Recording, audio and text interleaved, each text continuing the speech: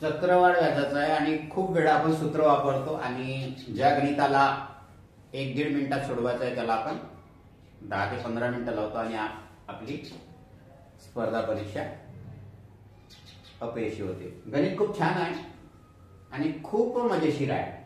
एक रक्कम वार्षिक 20% दराने 2 वर्षासाठी चक्रवाढ व्याजाने गुंतवली, व्याज रुपये 2288 असेल, व्याज रक्कम व्याज रुपये मिळाले तर मुद्दल किती, मुद्दल विचारली आहे।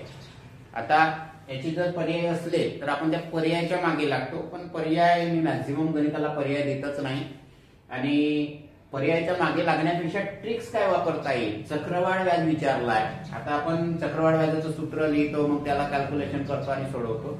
याचं सोपं आहे, एका वर्षीचं व्याज आहे 20%, दुसऱ्या वर्षीचं व्याज किती हे काढायचं असेल तर याच्यामध्ये आपल्याला सोपी पद्धत आहे। मी एक पद्धत सांगतो, थोडीशी वेळ खाते, की 100 रुपयावर 20 रुपयेचा व्याज आहे, हे पहिले 20% झाले। आता ह्या 100 रुपयामध्ये 20 मिळवले तर अजून पुन्हा 120 रुपयावर अजून 20% आहे, ह्याचं उत्तर ते 24।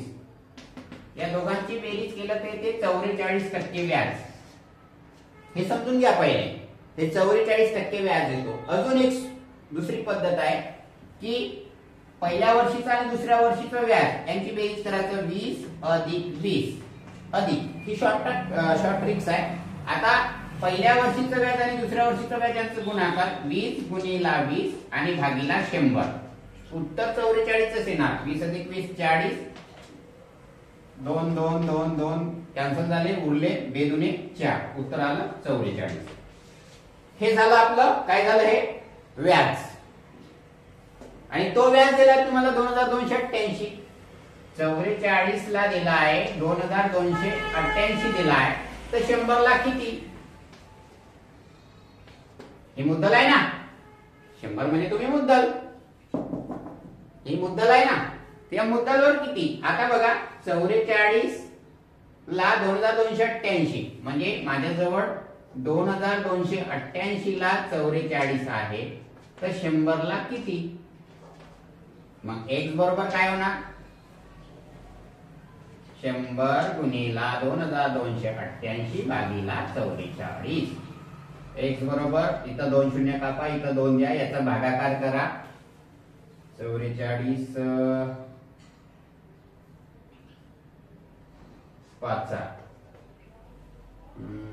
44 5 4 8 8 8 54 52 आणि 2 शून्य 5200 उत्तर येतो।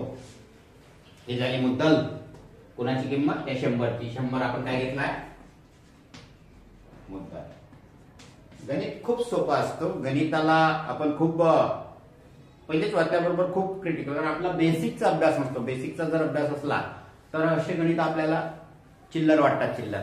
धन्यवाद, नेक्स्ट व्हिडिओसाठी।